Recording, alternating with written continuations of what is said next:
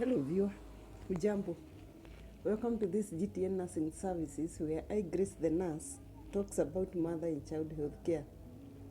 We are on our running series whereby we are talking about children who are in their adolescent stage and their developmental changes that it takes place in their bodies.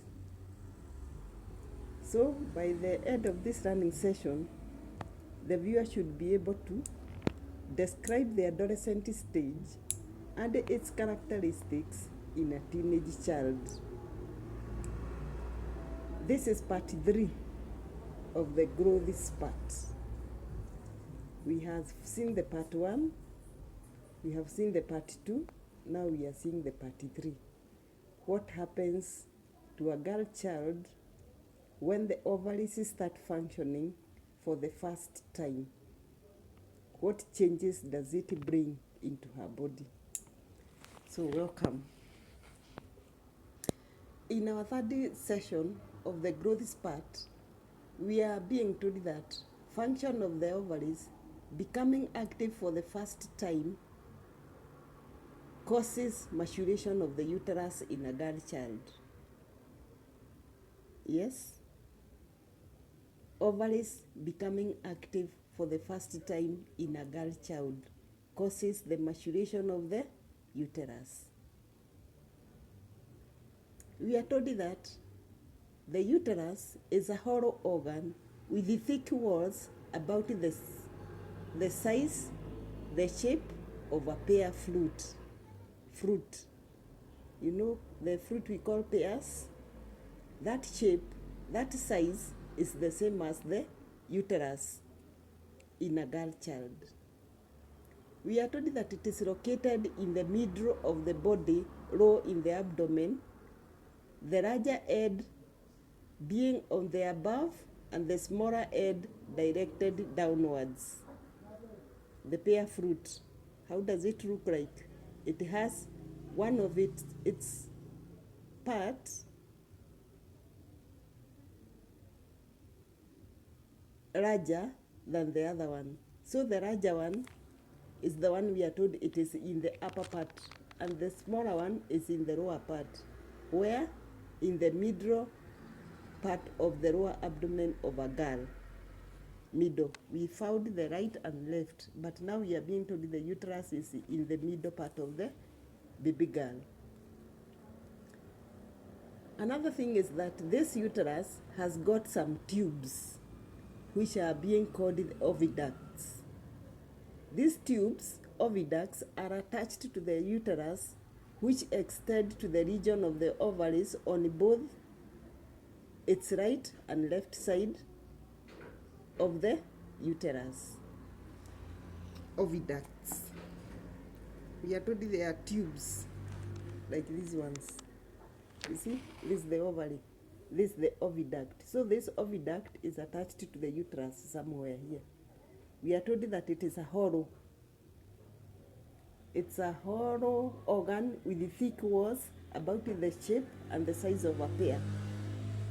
So oviducts are attached to the uterus, which extend to the region of the ovaries on both of its right and left side.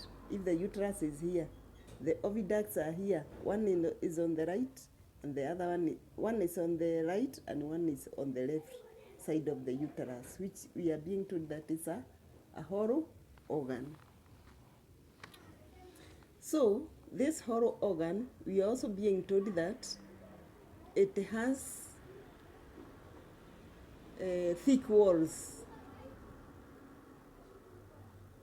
Yes, this hollow organ has got thick walls. Inside the uterus, there are thick walls. So when female sex cell is produced each month, it passes through one of the oviduct into the hollow space of the uterus. When one of the female sex cells, which we learned in the other lesson, they pass through one of the oviduct into the hollow space of the uterus.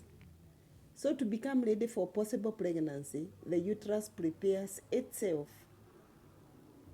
with delicate tissue lining its walls to provide for the protection and the nourishment of the newly formed baby. We said in this class we talk a lot about babies. So what is the use of the uterus? We are told that to become ready for possible pregnancy, the uterus prepares itself with delicate tissue, lining its wall to provide for protection and the nourishment of newly formed baby. Very important to note. Another thing, we are being told that, but until such a time as it is needed to help start a new life, the sex cell, which is produced, perishes, and the delicate velvet lining of the uterus breaks into small pieces, and it is eliminated with some blood over a period of about 4 days through the birth canal. Yes? A girl has also a birth canal, and the birth canal is where we were told that the uterus is having two parts. There is part 1 above, and the larger part above, and the smaller part below. So this smaller part below is the one that connects to the outside through the birth canal. And this is whereby we are being told that, but until such a time as it is needed to help start a new life, the sex cell, which is produced by the ovaries, perishes, and the delicate velvet lining of the uterus breaks into small pieces and is eliminated with some blood over a period of about 4 days through the birth canal.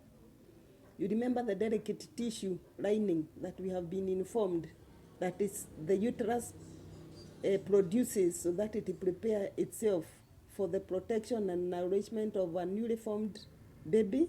Yes. So if no baby is available in the uterus, that velvet kind of delicate tissue lining the uterus is broken down and is eliminated in small pieces through the birth canal with some blood. It is this periodic loss of uterine tissue and the blood that is called menstruation. Yes, and the menstruation for the first time in a girl child is called the menarche. Okay, so it is very important for every girl to be informed that menstruation is an indicator that her reproductive organs have become active, and it is a normal thing. Okay, so you see the purpose of this class is so that when the parents learn from this class, they should also be able to give the same information to their girls who have reached the age of adolescence. Between the ages of 13 to 15 years, though we have been told that ovums can be produced even at 12 years of age, that it is a normal thing and it will happen from that age until when the girl child becomes late adult, the 45 years of age.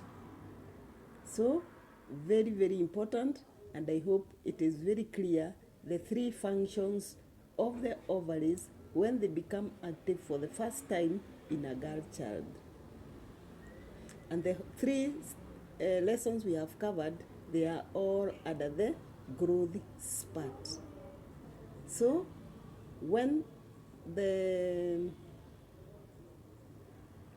menarche arrives for a girl child, this is where we say that the womanhood have arrived in a girl child. You remember our topic, we said that we mentioned something about arrival of a womanhood? Correct. So this is the time with the menarche, a girl is said to have entered into womanhood. Thank you very much for your time. I hope it is clear. Next lesson, we will see emotional maturity in a child of adolescent age, whereby we said emotional maturity is learning how to communicate with others, solve problems, and make decisions. Thank you. Thumb up, share, register for this class. Until next time, bye.